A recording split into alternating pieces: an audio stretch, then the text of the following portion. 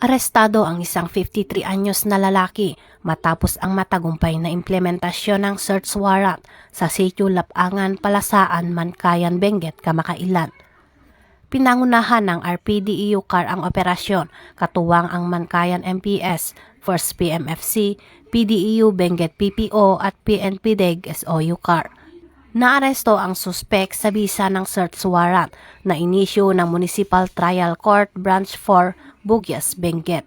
Nakumpiska mula sa suspek ang humigit kumulang 61.3 gramo ng hinihinalang shabu at 28.4 gramo ng tuyong dahon ng marijuana na tinatayang nagkakahalaga ng mahigit 420,000 pesos.